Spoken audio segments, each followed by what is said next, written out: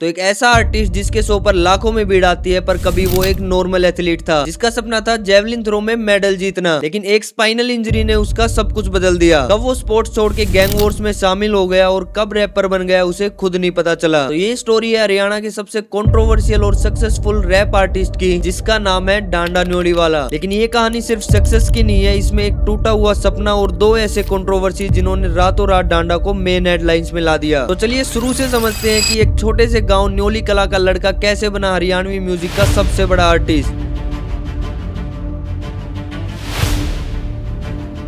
तो वीडियो को एंड तक देखना, क्योंकि लास्ट में जो कंट्रोवर्सी है वो काफी लोगों को अभी तक नहीं पता। तो कहानी शुरू होती है हरियाणा के एक छोटे से गांव न्योली कला से, जहाँ एक सिंपल जट परिवार में पैदा हुआ प्रवीण डांडा, जो आगे जाके डांडा न्योलीवाला बन गया। तो प्रवीण के पापा एक गवर्नमेंट टीचर थे, जिसकी वजह से उनके घर पे डिसिप्लिन सही बना रहता था। प्रवीण ने बचपन से ही जेवलिन थ्रो खेलना शुरू कर दिया था, जिसकी वजह से वो नेशनल लेवल तक पहुंच गया और मेडल्स भी जीते। लेकिन एक चीज थी जो बहुत कम लोगों को पता थी। ट्रेनिंग खत्म होने के बाद रात को प्रवीण अपनी कॉपी में उर्दू शायरी लिखते थे, जैसे फेमस जॉन इलिया और हाफिज जलंधारी। तो इन फेमस शायरों की लाइन पढ़ पढ़ के प्रवीण ने खुद भी लिखना शुरू कर दिया था। तो एक तरफ था एक एथलीट जो अपने देश के लिए मेडल जीतना चाहता था, और दूसरी तरफ वो चुपचाप एक शायर बन रहा था। दोनों चीजें साथ साथ चल रही थी, बट उनकी किस्मत में कुछ और ही था।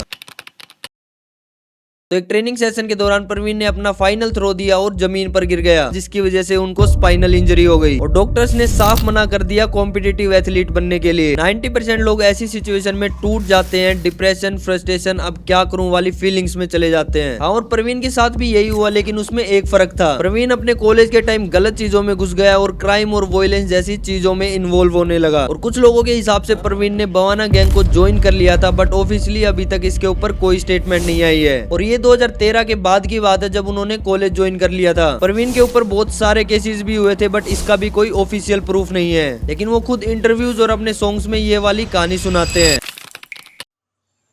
तो 2018 में प्रवीण के घर वालों ने एक फैसला लिया कि प्रवीण को पढ़ाई के लिए ऑस्ट्रेलिया भेज दिया जाए, जहां पर वो Queensland University of Technology Gold Coast से मैकेनिकल इंजीनियरिंग करते हैं। सुबह वो क्लासेस करते और दिन में पैसे कमाने के लिए काम करते। लेकिन रात के टाइम वो अपने छोटे से फ्लैट में अकेला बैठा रहता और अपने कानों में हेडफोन्स लगाकर बीट सुनता और लिखता रहता। 2020 में प्रवीण ने अपना पहला गाना रिलीज किया, जिसका नाम था अफगान, जो उस टाइम पर कुछ ज्यादा हिट नहीं हुआ। 2021 में उसने एक ऐसा एक्सपेरिमेंट किया जो हरियाणवी म्यूजिक में पहले कभी नहीं हुआ था। प्रवीण ने हरियाणवी फोक सितार को यूके ड्रिल के हैवी बेस के साथ मिक्स कर दिया, और वहीं से स्टार्ट हुआ हरियाणवी ड्रिल। प्रवीण ने अपना स्टेज नाम रखा डांडा न्योलीवाला, और अपने गांव न्योली का नाम हमेशा के लिए अपने साथ जोड़ दिया। डांडा का मैसेज एकदम क्लियर था कि मैं जहाँ भी जाऊँ मेरे रूट्स यही रहेंगे। फिर धीरे धीरे डांडा के एक से एक हिट गाने आए, जैसे नो मर्सी, खेसी, ट्रू, हुड और बोंजोर। डांडा का हर गाना थोड़ा थोड़ा करके ग्रो करता रहा, लेकिन असली धमाका अभी बाकी था।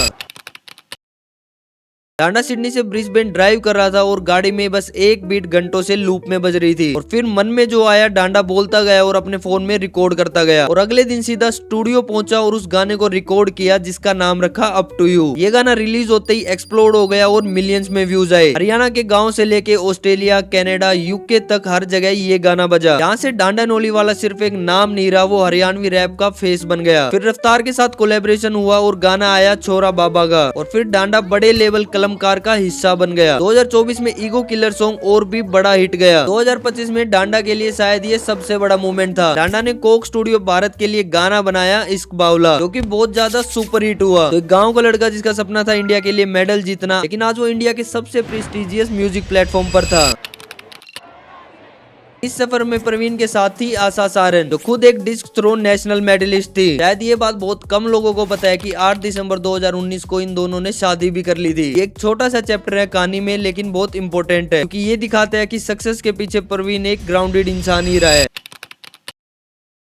तो अब आते हैं कंट्रोवर्सीज पर, जिसका शायद आप अभी तक वेट कर रहे हो। तो सबसे पहली कंट्रोवर्सी, डांडा के कई गानों पर इल्जाम लगा कि उनके लिरिक्स गन कल्चर और गैंग कल्चर को ग्लोरीफाई करते हैं, और हरियाणा गवर्नमेंट ने कुछ ट्रैक्स पर बैन लगा दिया। तो यहाँ पर एक इंपॉर्टेंट डिबेट है जो हरियाणवी और पंजाबी रैप में सालों से चलती आ रही है, कि क्या आर्टिस्ट अपने सराउंडिंग का सच दिखा रहे हैं या वो खुद एक गलत कल्चर को प्रमोट कर रहे हैं। तो आप क्या सोचते हो इस बारे में कमेंट में जरूर बताना। और डांडा न्योलीवाला इस बहस के सेंटर में बार बार आया। दिसंबर 2025 में डांडा की एक नई एल्बम आती आती है वोमिट ऑन पेपर, जिस पर सिर्फ 4 दिन में 20 लाख से ज्यादा व्यूज आए। लेकिन इस सॉन्ग में फेक बाबा का जिक्र हुआ था, जिसकी वजह से दूसरी बड़ी कंट्रोवर्सी हुई और कुछ सो कॉल्ड हिंदू धर्म के प्रोटेक्टर इनको मारने की धमकी भी देने लग गए। यहाँ तक कि रिलीजियस ग्रुप ने प्रोटेस्ट तक किया, सोशल मीडिया पर बहुत गुस्सा दिखाया और ये सिर्फ एक म्यूजिक कंट्रोवर्सी नहीं रही, ये रिलीजन और फ्री स्पीच के बीच की बहस बन गई। तो प्रवीण ने इसके लिए पब्लिकली स्टेटमेंट दिया, मेरे विचार वही हैं लेकिन उन्हें बेहतर तरीके से एक्सप्रेस किया जाएगा। और 24 से 48 घंटों के अंदर उसने अपने सॉन्ग की लाइन चेंज कर दी। तो यहाँ पर एक इम्पोर्टेंट चीज दिखती है, जब तुम्हारी आवाज लाखों लोगों तक पहुंचती है तो तुम्हारे शब्दों का वजन भी उतना ही बढ़ जाता है। एक लाइन जो स्टूडियो में सिर्फ आर्ट लगती है, रियल दुनिया में वो पूरे समाज को हिला सकती है। लेकिन ये भी समझना जरूरी है, डांडा सिर्फ कंट्रोवर्सी के लिए नहीं जाना जाता, उसके गानों में हमेशा किसान के मसले, करप्शन और गाँव की जाति व्यवस्था जैसी बातें भी होती है। डांडा का लेटेस्ट गाना नॉट गिल्टी, शायद ये गाना खुद उसकी पूरी कहानी का समरी है। तो डांडा नौली वाले की जर्नी हमें सिखाती है कि सबसे बड़ा सेटबैक कभी कभी सबसे बड़े कमबैक की शुरुआत होती है। तो आपको कैसी लगी ये वीडियो कमेंट में जरूर बताना, और चैनल पर नए हो तो चैनल को सब्सक्राइब कर लेना। मिलते हैं अगली वीडियो में, तब तक के लिए टेक केयर।